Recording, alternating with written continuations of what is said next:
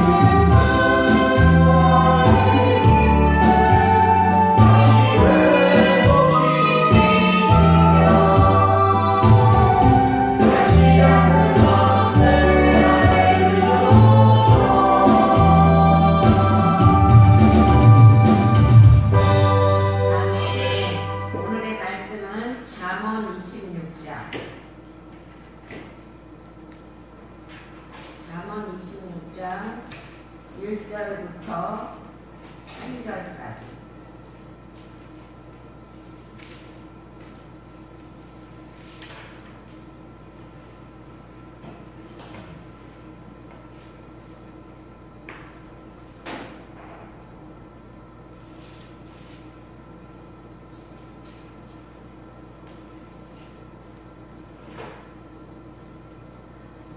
교독하겠습니다. 다 찾았어요? 교독하겠습니다.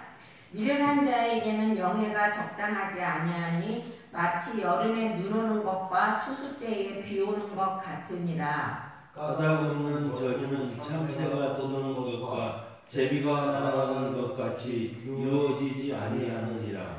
말에게는 채찍이요 나귀에게는 재갈이요 미련한 자의 등에는 막대기니라. 미련한 자의 어리석은 것을 따라 대답하지 말라. 두렵건대 너도 그와 같을까 하노라. 미련한 자에게는 그의 어리석음을 따라 대답하라. 두렵건대 그가 스스로 지혜롭게 여길까 하노라. 미련한 자 편에 기별하는 것은 자기의 발을 베어버린가 해를 받은가 같으니라. 저는 자의 다리는 힘이 없이 달렸나니 미련한 자의 입의 잠언도 그러하니라. 미련한 자에게 영예를 주는 것은 돌을 물매에 매는 것과 같으니라. 미련한 자의 입의 잠언은 술 취한 자가 손에 든 가시나무 같으니라. 장인이 온갖 것을 만들지라도 미련한 자를 고용하는 것은 지나가는 행인을 고용한가 같으니라. 개가 그 토한 것을 도로 먹는 것 같이 미련한 것을 거듭 행하느니라. 내가 스스로 지혜롭게 여기는 자를 보느냐 그보다 미련한 자에게 오히려 희망이 있느니라. 아멘. 오늘 말씀은 미련한 자의 행로라고 말씀을 가지고 함께 은혜를 나누려고 합니다. 1절에 보면은 그렇게 되어 있어요. 미련한 자에게 영예가 적당치 아니하니 마치 여름에 눈 오는 것과 추수 때에 비 오는 것 같으니라 라고 말하고 있습니다.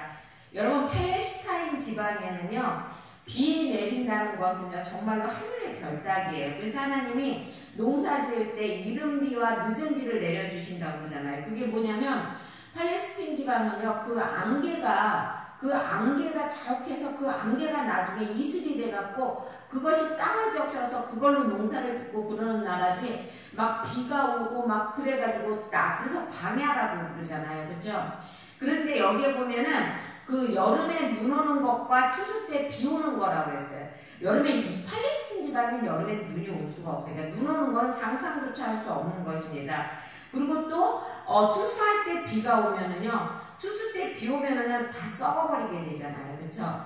그러니까 미련한 자에게 영예가 주어지는 것은 그 자체가 비합리적이라는 것입니다. 그 자체가 부자연스럽다는 것이죠. 그리고 그것이 잘못하면 해롭기까지 한다는 것이에요. 그러니까 우리가 교회 안에서도 우리 보면은 왜 그런 거 많잖아요. 그렇죠?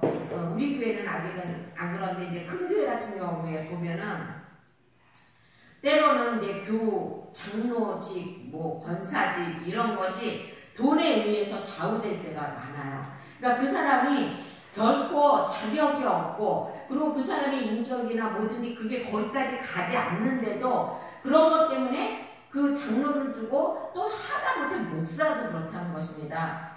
중직을 차지하게 되면 권세를 자기 마음대로 휘두르게 된다는 것이죠. 그러니까 하나님의 말씀에 육각해서 하나님의 뜻에 의해서 내가 하나님의 말씀을 알기 때문에 이거는 하나님의 말씀에 의해서 이렇게 하면 안 되는 것이구나, 이렇게 자각하고 행동을 안 하는 것이 아니라 그런 걸 다 모르는 거야. 그러니까 안하무인인 것이죠. 그래갖고 자기의 권세를 막 휘둘라고 든다는 것입니다.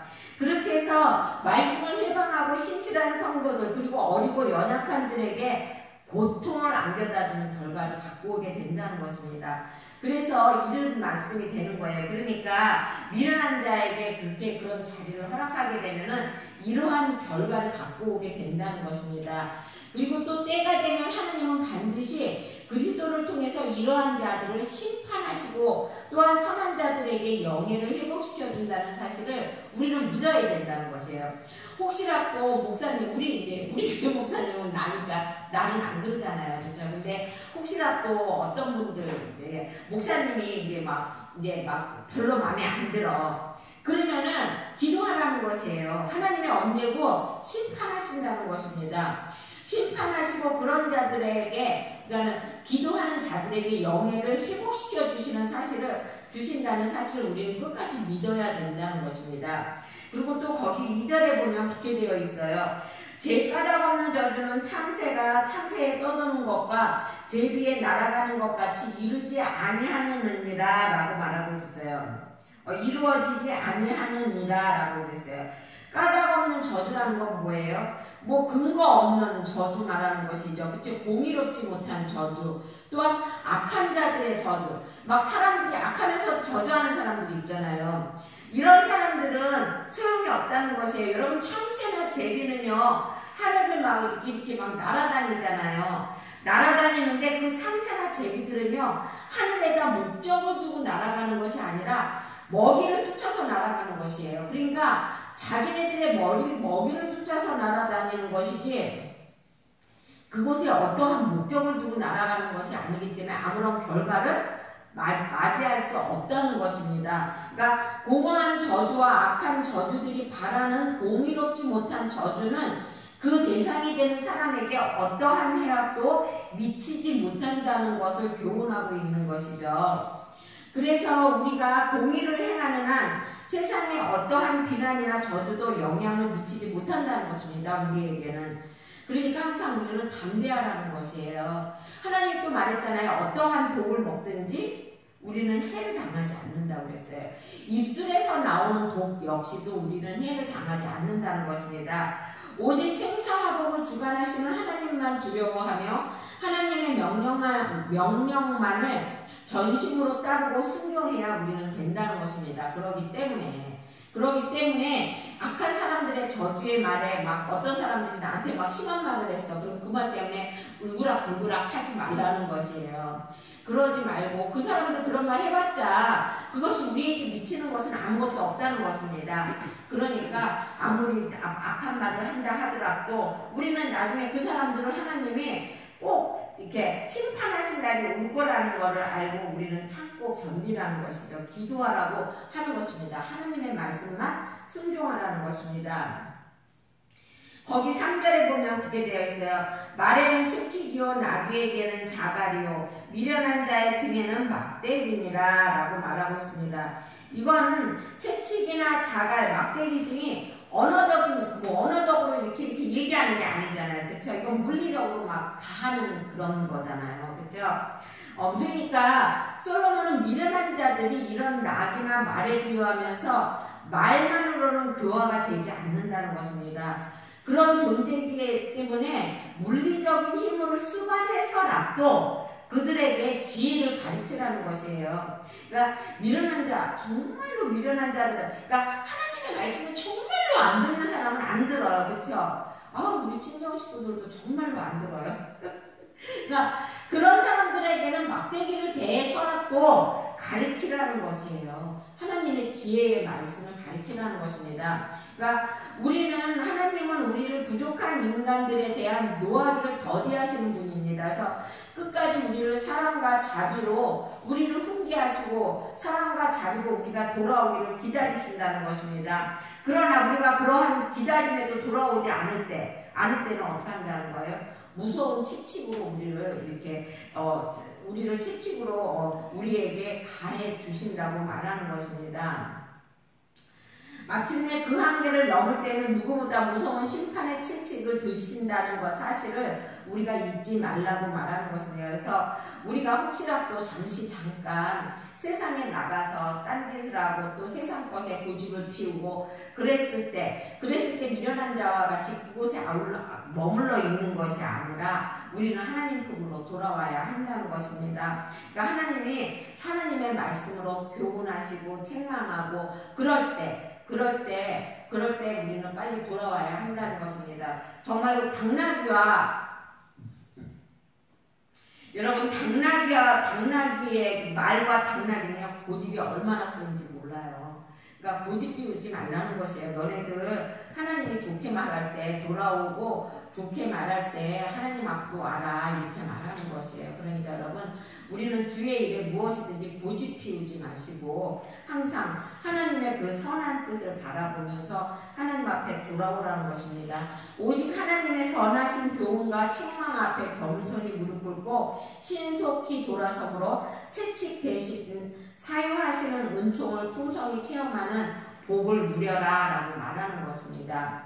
거기에 4절에 보면 그렇게 되어 있어요. 미련한 자의 어리석은 것을 따라 대답하지 말라. 들을건대 너도 그와 같을까 하노라 라고 말하고 있습니다. 그리고 또 5절에 보면 뭐라고 써있냐면요, 미련한 자에게는 그의 어리석음을 따라 대답하라. 두렵건대 그가 스스로 지혜롭게 여길까 하노라 라고 말하고 있어요. 4절에는 미련한 자를 따라서 대답하지 말라고 그러고 5절은 미련한 자를 따라서 대답하라고 그랬어요. 이게 뭐냐면은 미련한 자를 대할 때는 그 상황에 맞게 적절하게 대처함으로써 미련한 자를 일깨우고 그리고 또 하나님의 영광을 드러낼 수 있는 그런 자리에 앉는 너희가 되어라 라고 말하는 것입니다. 4절에 보면 그렇게 되어 있어요. 미련한 자의 어리석은 것을 따라 대답하지 말라. 두렵건대 너도 그와 같을까 하노라 라고 그랬어요. 이 미련한 자는 어떤 미련한 자냐면요, 왜 성질이 급한 사람 있죠. 다혈질적인 사람들. 이런 사람들은요, 차분히 무엇을 말할 때 이성적으로 얘기를 못해요. 그렇죠? 이성적으로 얘기를 못하니까 어떻게 돼요? 나중에 자기 성격에 자기가 분에 못 이겨서 어떻게 해야 돼요? 안 돌아가니까 욕설을 하게 되는 거잖아요. 욕설이 하고 주먹이 나가고 그렇게 되는 거잖아요. 그렇죠? 그럴 때 성도들은 거기에 휘말리지 말라는 것이에요. 흙탕물을 튀기는 자에게 똑같이 흙탕물을 튀기게 되면은 그것은 우리가 악을 이기는 것이 아니라 악을 지는 거라는 것이죠. 그렇기 때문에 그 어리버리한 것을 따라 대답하지 말라는 거. 너 똑같은 사람 된다는 것이에요.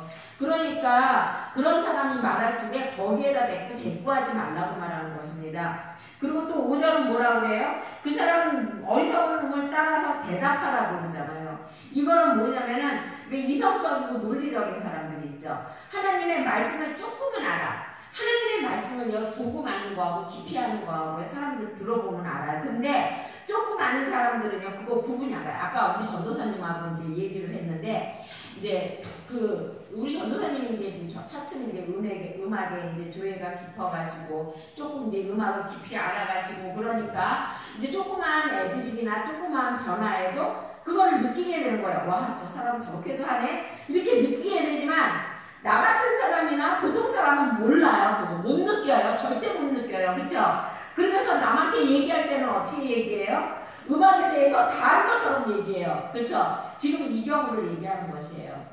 그러니까 깊이 있는 사람들은 그 조금 아는 지식 가지고 막 논리적으로 얘기하고 그런 하는 사람들에게 그 얘기를 그대로 듣고 있지 말라는 것이에요. 왜냐하면 그거를 그대로 듣고 있게 되면 어떻게 되는 거야? 그 사람의 말을 우리가 긍정하는 게 되는 거야. 그래, 네 말이 맞아. 이렇게 하게 되는 거라는 것입니다. 그러니까 우리는 뱀과 같이 지혜로워야 되며 하나님의 말씀을 깊이 알아야 된다는 것이에요. 그래서 그들이 대화할 때 그들이 항상 숨어있는 함정, 그 함정을 피하면서도 상대의 모순을 우리가 논리적으로 파헤칠 수 있어야 된다는 것입니다. 이제 나도 그거를 막 말이 논리적으로 잘 안 돼서 머릿속에서는 알고 있는데 그걸 입으로 막 표현을 못해서 막 답답해할 때가 많거든요. 근데 우리는 그거를 논리적으로 이렇게 잘 얘기할 수 있어야 된다는 것이에요. 왜냐하면 그렇게 해야 그런 사람들이 자기의 그 미련함에 빠져서 스스로 교만하지 못하게 되기 때문에 그렇다는 것입니다. 그러니까 우리는 이 땅에 살면서 세상에 악하고 미련한 자들을 대할 때 주님의 말씀처럼 우리는 항상 뱀처럼 지혜롭고 비둘기처럼 순결해야 된다는 것입니다. 항상 순결한 마음을 가지고 우리는 있어야 된다는 것이죠. 6절에 보면 그렇게 되어 있어요. 미련한 자 편에 기별하는 것은 자기의 발을 베어버린가 해를 받는 것과 같다고 그랬습니다. 이게 뭔 말이냐면은 우리가 무엇인가 국가적으로 큰 일이 있어. 그래서 이제 사실을 외국에다 이제 이렇게 파송해야 돼. 그런데 정말로 미련한 자, 막 정말로 뭐 성질도 급하고 막 뭐 생각도 간단하고 단순하고 막 이런 사람을 파송했다고 그래 보세요. 파송했다고 그래봐요. 그러면 어떻게 돼요?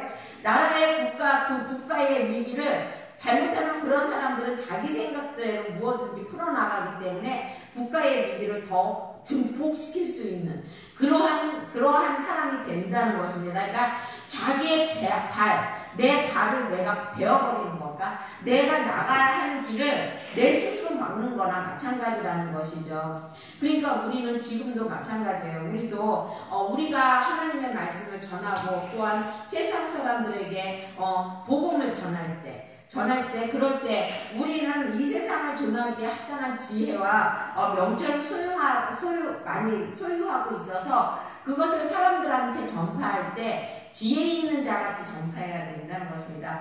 우리가 하나님의 말씀을 전파하면서 미련한 자가 되어서는 안 된다는 것입니다. 그 고린도 후서가 전서에 보면 우리는 하나님의 편지라고 했잖아요. 바울이 고린도 성도들에게 너희들은 나의 편지다 이렇게 얘기했잖아요. 그렇죠? 우리는 하나님의 편지예요. 하나님이 우리를 통해서 하나님을 나타내셔요. 근데 내가 미련한 자가 돼가지고 막 정말 하나님의 말씀을 막 쬐끔 알고 있는 거 가지고 막 사람들을 막 얘기하고 그렇게 해가지고 나중에는 어떻게 돼요? 복음을 막 엉뚱하게 전달되고 이래서는 안 된다는 것이죠. 그래서 우리는 하나님으로부터 정말로 굉장한 특혜와 영광을 받은 사람들이잖아요. 그렇죠? 그래서 우리는 복음의 전도 사명을 부여받은 사람들이라는 것입니다. 그러니까 우리는 그것을 잘 수행하기 위해서 어떻게 해야 돼요? 우선 나 자신을 잘 살펴야 된다는 것입니다. 그리고 또 지혜롭고 슬기로운 전파자가 되기 위해서 우리는 힘쓰고 애써야 된다는 것입니다. 그리고 또 거기 9절에 보면 그렇게 되어 있어요. 미련한 자의 입에 잠언은 술 취한 자가 손에 든 가시나무 같으니라 라고 말하고 있어요. 여러분 술에 취하게 되면 어떻게 돼요? 술에 취하면 붕 떠요. 옛날에 내 친구가 나한테 한번 그 맥주 처음에 오비되어 나왔을 때 오비 맥주를 한 잔도 안 되는, 그러니까 한 숟가락도 안 되는 작은 양을 먹였는데 그거 먹고 취했는데요. 붕붕 뜬 것 같더라고요. 정말 붕 떠서 다니는 것 같다는 것이죠. 감각과 이성이 마비되게 된다는 것입니다. 근데 그런 사람들에게 가시나무가 들여져 있다고 생각해 보세요. 그러면 어떻게 됩니까? 그 마구 휘둘러서 자기도 피해를 받게 되지만 남도 피해를 주게 된다는 것입니다. 대형 사고를 일으키게 된다는 것입니다. 그래서 본문은 아무리 선한 지혜와 유용한 지식이라도 이를 올바로 사용할 만한 그런 인격과 품성이 없다면 그것은 오히려 더 큰 고통과 피해를 가져올 뿐이라는 것을 경고하고 있는 것입니다. 그러니까 그 사람의 인성과 품성이 그 모든 것을 받아들이기에 마땅해야 된다는 것이죠. 그러니까 우리 자신부터 말씀을 잘못 사용하지 않도록 스스로를 지키고 그리고 또 세상 정욕을 취하는 것이 아니라 성령에 충만한 자가 되도록 노력해야 된다는 것입니다. 그러니까 우리는 성령에 충만한 자가 되어야 한다는 것입니다.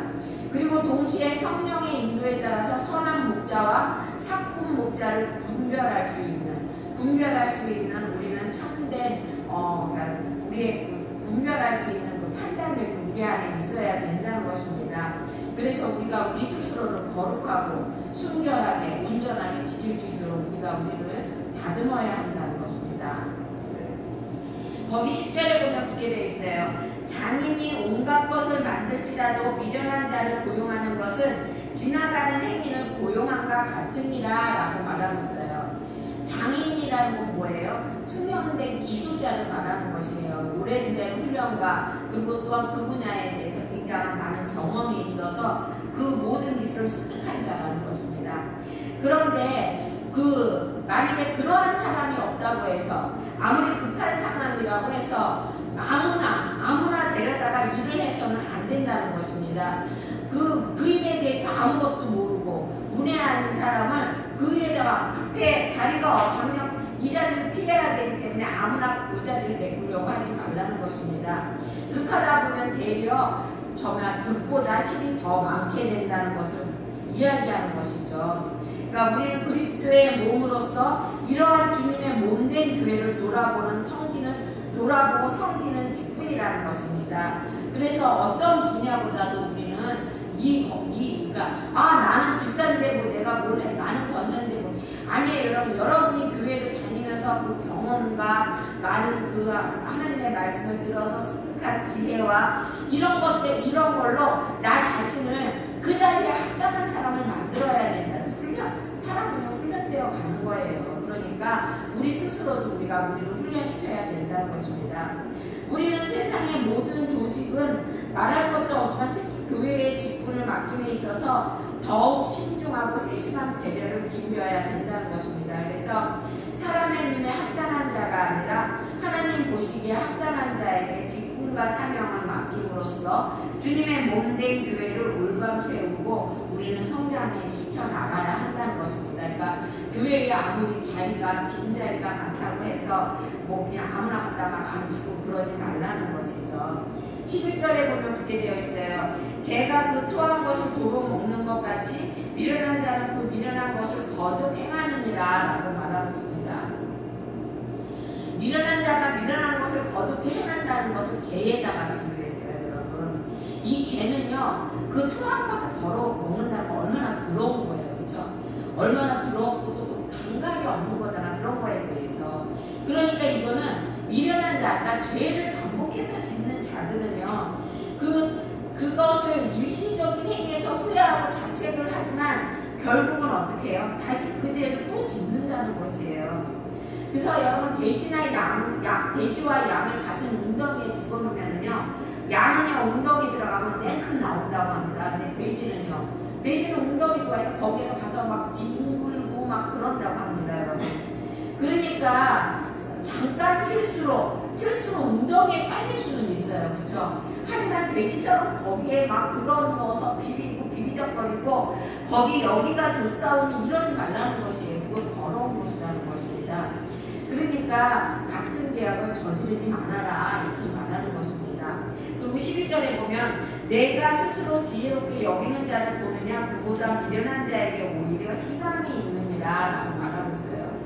스스로 지혜롭게 여기는 자, 이런 사람은 뭐냐면 자아도취형. 그러니까 왜 나는 잘났어 이렇게 말하는 사람이거든요. 그러니까 왜 여우가 불 속에서 자기 혼자 자기께 빠져갖고 내가 여우가 자기 혼자 나 잘났다고 말하는 거나 마찬가지라는 것입니다. 그러니까는 그런 사람은 더 이상 발전이 없고 소망을 기대할 수가 없다는 것입니다. 여러분 솔로몬이 이 잠언을 썼을 때는요.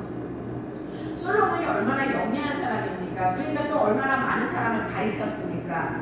그런데 그 사람들을 가르치다가 보니까 이런 사람 저런 사람이 많이 나오는 거예요. 근데 그 사람들 중에 보니까 자신이 부족하다는 걸 자기가 알아. 그러면서도 배우려는 것이 아니라 자기 스스로 지혜롭다고 생각하고 사람들 위해 쓰려고 하는 사람, 더 이상 배우려고 하지 않는 이러한 사람을 두고 이 말을 하는 것이에요. 그러니까 우리 인간이 비록 많은 것을 알고 있는 것 같아도 광대무변한 우주에 비하면 우리의 지식은 모래의 알갱이보다도 작으며 심지어 우리는 내일조차도 알지 못한다는 것입니다. 그러니까 우리가 이러한 존재라는 사실을 잊어버리고 하나님 앞에 자만하고 목을 꼿꼿하게 세우고 그리고 막 그렇게 교만하지 말라고 말하는 것입니다. 그러므로 우리는 잔에 물이 차면 더 이상 물이 담을 수 없듯이 우리의 자만과 교만이야말로 우리의 발전과 구원을 막는 최대의 장애물임을 우리는 알아야 한다는 것입니다.